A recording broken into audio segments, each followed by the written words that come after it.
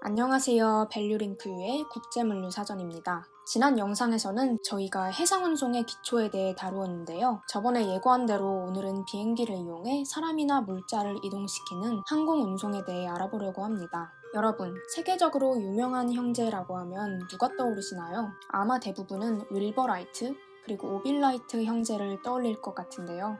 라이트 형제가 플라이어호로 최초의 유인 동력 비행을 성공하면서 항공운송 역사의 막이 열렸습니다. 이후에 1943년 로키드 쌍발 프로펠러기의 등장과 1957년 보잉사의 B707 제트기, 2007년 에어버스사의 A380 제트기가 등장하면서 항공기는 큰 발전을 이루게 됩니다. 또한 항공기의 발전으로 인해 항공화물 시장도 꾸준히 성장했습니다. 최근에는 소형 경량의 고부가 가치 제품이 크게 증가하면서 시장 전략과 경쟁력 증대 방안을 위해 항공기를 통해 운송되는 화물의 종류 또한 다양해지고 있습니다. 항공운송의 정의를 한번 살펴볼게요. 항공운송이란 항공기를 이용하여 사람이나 우편물, 짐 따위를 옮기는 일을 말합니다. 항공화물의 품목 변화는 대한민국 산업 발달의 역사를 반영하기도 하는데요. 1960년대에는 가발, 1970년대에서 80년대에는 모피류와 전자제품, 2000년대 이후에는 반도체, 스마트폰, 디스플레이 등 고부가 가치 IT 제품이 항공화물 시장을 주도했습니다. 최근에는 의약품, 신선화물 등 콜드체인 유통품목과 전자상거래, 해외 직구의 활성화로 개인 소비재 비중이 크게 증가한 것을 확인할 수 있습니다. 이렇게 운송 품목으로 대한민국의 산업 발전을 엿볼 수 있다니 신기하지 않나요? 하지만 이러한 항공운송 방식에도 몇 가지 단점이 있습니다. 우선 기상 조건의 영향을 쉽게 받고 중량 규격 제한과 지역 제한, 그리고 상대적으로 높은 운임을 예로 들 수 있습니다. 하지만 고속 운송이 가능하여 품질 유지에 유리하고 타 운송수단에 비해 진동 및 충격이 적어 화물의 멸실이나 훼손 위험이 적다는 장점도 있습니다.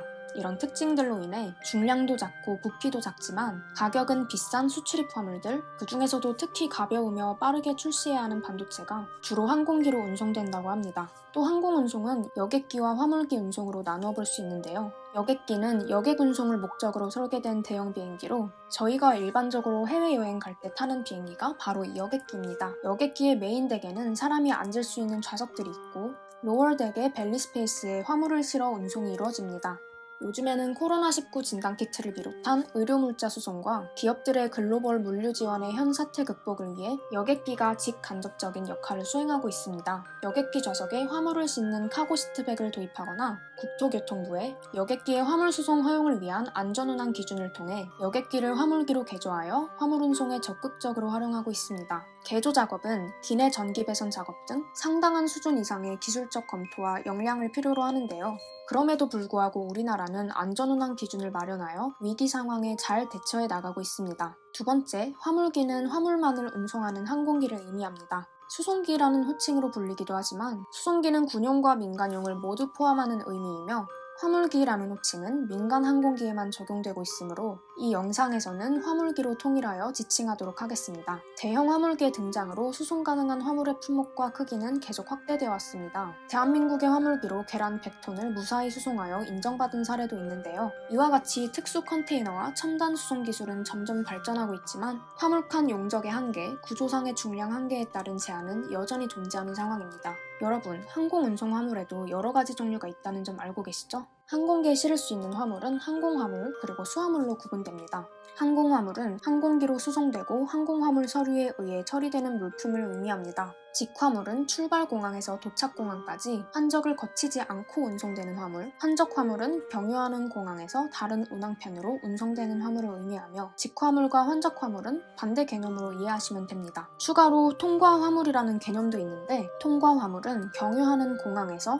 동일 운항편으로 운송되는 화물을 의미합니다. 이렇듯 다양한 항공운송 방식과 다양한 화물이 존재하는데 그러면 이 다양한 화물을 담는 용기도 있어야겠죠? 화물을 비행기에 싣기 위해서는 화물칸에 맞는 용기들이 필요합니다. 이때 쓰이는 용기를 ULD라고 하며 이는 항공화물 또는 수화물을 탑재하는 컨테이너 혹은 팔레트 등을 의미합니다. ULD를 사용함으로써 화물의 도난이나 훼손을 방지할 수 있고 대형 및 특수화물 수송이 가능하며 화물의 지상조업 시간을 현저히 단축시킬 수 있어 항공기의 가동률을 높이는 데 큰 도움을 줍니다. 하지만 고가의 투자 비용과 ULD 자체 중량으로 인한 유로 화물의 탑재량 제한, 기종 간 불안전한 호환성과 사용 후 회수상의 문제가 발생할 수 있다는 단점도 있습니다.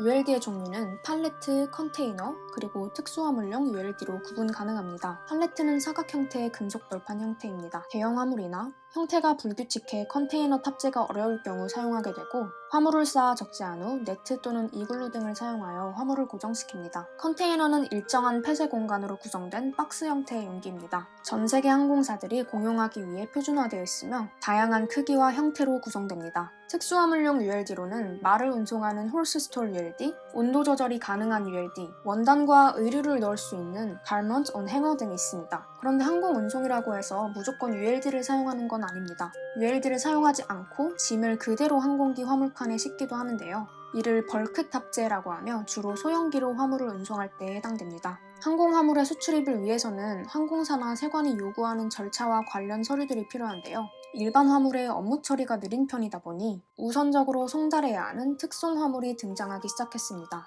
특송 화물은 일반 화물보다 신속하게 통관해야 하는 화물을 통칭하는 것입니다. 일반 수입품과 별도로 공항에 설치된 특송 업체 자체 검사장 또는 세관 특송 화물 검사장을 거쳐 반입됩니다. 통과까지 수일 소요되는 일반 화물에 비해서 특송 화물은 4시간에서 6시간 안에 통과 가능합니다. 특송 화물만 전문으로 취급하는 대리점들이 화물을 취합해 항공사에 접수하게 되다 보니 일반 화물에 비해 서류가 대폭 간소화되고 별도의 보관 창고에서 빠른 통관이 이루어지기 때문에 신속한 작업이 가능한 것입니다. 아쉬운 부분은 일반 화물에 비해 운송료가 비싸다는 점 정도가 있겠습니다. 과거 특송 물품은 서류, 카탈로그, 수출입 샘플 물품, 해외 거래사가 기증한 물품이 대부분이었다면 최근에는 인터넷을 통한 해외 직구와 역직구 등 개인 소비재의 비중이 커지고 있습니다. 이렇게 항공운송의 정의와 개념에 대해서 대략적으로 훑어보았는데요. 항공운송과 해상운송은 공통적으로 장거리 운송에 적합하기 때문에 국제물류의 중추적인 역할을 담당하고 있습니다. 이런 국제운송수단과 국내 운송수단을 혼합해 사용한다면 어떤 시너지 효과가 나타날까요? 그런 의미에서 다음번에는 복합운송에 대한 영상으로 돌아오도록 하겠습니다. 이 영상이 도움이 되셨다면 좋아요와 구독 부탁드리고, 그럼 저희는 국제물류사전 3편에서 다시 뵙도록 하겠습니다. 감사합니다.